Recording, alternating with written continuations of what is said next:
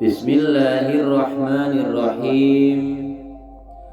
Warwiyalan wus den critaake an Abdillah bin Miswar al-Hashimi, saking Abdillah bin Miswar al-Hashimi. Qala dawu sapa Abdillah, jaa wus teka sapa rajulun wong lanang ilan Nabi marang Kanjeng Nabi sallallahu alaihi wasallam. Diceritakan dari Abdillah bin Miswar al-Hashimi bahwa seseorang telah datang kepada Rasulullah sallallahu alaihi wasallam. Wa qala jituka wa qala dawu sapa Rasul. Wa qala lan dawu utawa ngucap sapa rajul marang Rasul, jitu teko kula kanjeng Nabi, saya itu datang kepadamu. Jitu teko kula ka ing panjenengan litu'allimani supaya yen to mulang panjenengan ni ing kula min ghoraibil ilmi, saking pira-pira ilmu kang aneh utawa sing asing. Kala dawuh sapa Gusti Kanjeng Nabi sallallahu alaihi wasallam, ma ing apa sonata kang agawe sira firasil ilmi ing dalem pokoke ilmu. Kala lan dawuh sapa Kanjeng Nabi, wa malan apa agawe sira, wa malan apa rasul ilmi utawi pokok ilmu. Kanjeng Nabi lajeng dawuh malih, kala dawuh sapa Nabi, hal ana ta weruh sira, hal arafta ana ta weruh sira araba ing pangeran azza wa jalla. Kala ngucap sapa rajul, na'am nggih. Diceritakan bahwa seorang laki-laki telah datang kepada Gusti Kanjeng Nabi Muhammad sallallahu alaihi wasallam. Ya Rasul, saya ini datang kepada panjenengan itu agar engkau mengajarkan aku ilmu yang aneh, ilmu yang asing yang jarang diajarkan pada orang lain.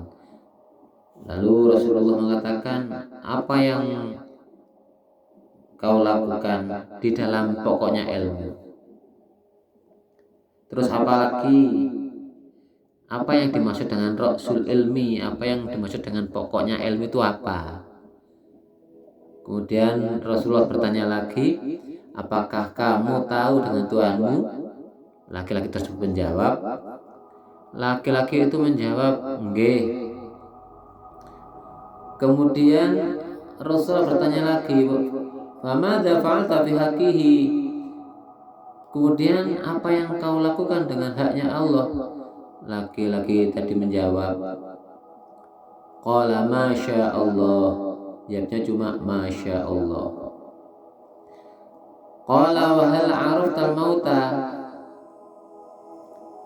Rasulullah bertanya lagi, apa kamu ngerti tentang mati? Qala na'am, nggih. Jawabnya orang tadi itu bilang, iya saya tahu. Lalu Rasulullah bertanya lagi, fama a'datta lahu? Apa yang kau persiapkan dengan kematian tersebut? Qala, laki-laki tadi menjawab, masya Allah. Kemudian Rasulullah berkata atau bersabda, idhab, pergilah kamu, fahkum, maka hendaklah kamu menghukumi mahunaka di dalam hal-hal yang seperti apa yang saya sampaikan tadi. Summa ta'at, kemudian nanti kamu kembali lagi. Setelah kamu pergi, kamu melakukan itu semua, yaitu kamu melakukan hak-haknya Allah, lalu kamu mempersiapkan kematian, baru nanti kamu kesini akan saya ajarkan min ghoraibil ilmi, dari beberapa ilmu yang aneh atau yang asing yang jarang aku ajarkan kepada orang lain. Itu kira-kira ya. Falamma ja'ahu ba'da sinina, Qala Nabi sallallahu alaihi wasallam, setelah 2 tahun, setelah beberapa tahun, orang itu tadi kembali betul kepada Rasulullah sallallahu alaihi wasallam. Kembali betul kepada Nabi. Qala Nabi sallallahu alaihi wasallam, Rasulullah bersabda, "Dha' yadaka ala qalbika."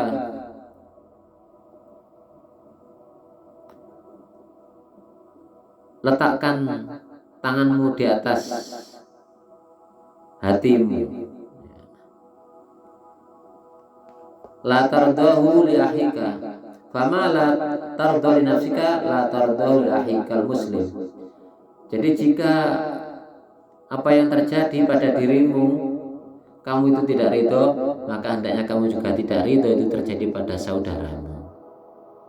Ini berarti ibadah sosial. Jadi kalau kamu gak ridho terjadi sesuatu, gak ridho diperlakukan yang buruk terhadap dirimu, maka kamu jangan melakukan seperti itu pada diri orang lain. Kalau ada sesuatu yang buruk menimpamu, maka kamu hendaknya juga tidak ridho sesuatu yang buruk menimpa saudaramu, sekalipun itu bukan kamu sendiri yang melakukan. Berusaha untuk bagaimana orang lain tidak tertimpa hal yang tidak baik. Fama la tardo li nafsika, la tardahu li akhika. Jadi apa yang kamu tidak ridho terjadi pada dirimu, kamu hendaknya tidak ridho juga terjadi pada orang lain. Wama raditahu li nafsika, fardahu li akhikal muslim. Kalau saudaramu itu mengalami sesuatu, itu dirasakan. Wama raditahu li nafsika, apa yang tidak ridho, apa yang ridho terjadi pada dirimu. Jadi sekiranya kamu ridho terjadi pada dirimu, yaitu hendaknya pada orang lain kamu juga ridho. Misalnya kamu kalau ada mendapat kesenangan, umumnya kan orang itu ridho itu kalau senang, umum saja ya, kita ambil yang umum saja. Mengalami kesenangan, kebahagiaan, dapat rezeki, dapat nikmat, hendaknya kamu itu kan ridho kamu sama dirimu. Masa kita dapat kesehatan kita nggak ridho, kita dapat uang nggak ridho, kita dapat istri nggak ridho, kamu mesti ridho kita. Atau seorang wanita mendapat suami nggak ridho pada diri kita, kamu mesti ridho. Nah, atau ada diri kita bisa bangun rumah atau beli kendaraan, atau bisa jadi orang yang ahli baca Al-Quran atau rajin ngaji, kita kan ridho pada diri kita seperti itu. Nah, itu semua adalah nikmat. Ketika kita ridho, nikmat-nikmat itu menghampiri atau singgah atau dimiliki oleh kehidupan kita, maka jika itu terjadi pada orang lain, pada saudara kita sesama muslim,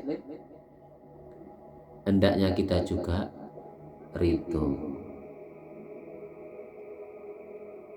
Jangan terbalik.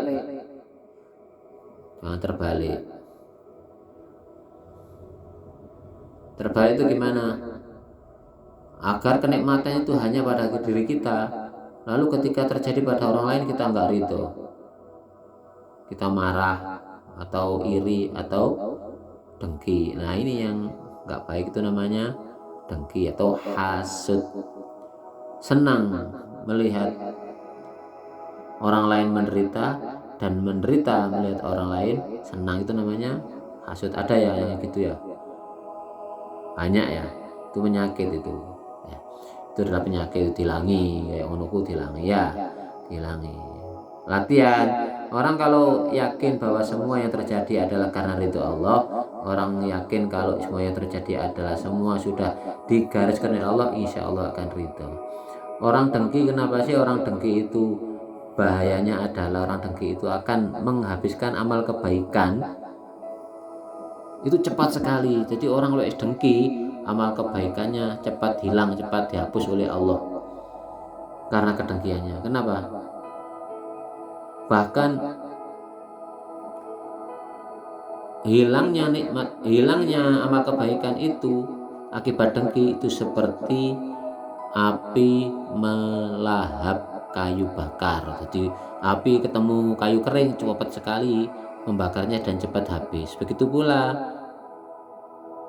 ketika seseorang punya amal kebaikan tapi kok dibarengi dengan dengki, maka kebaikannya cepat sekali hilang, cepat musnah.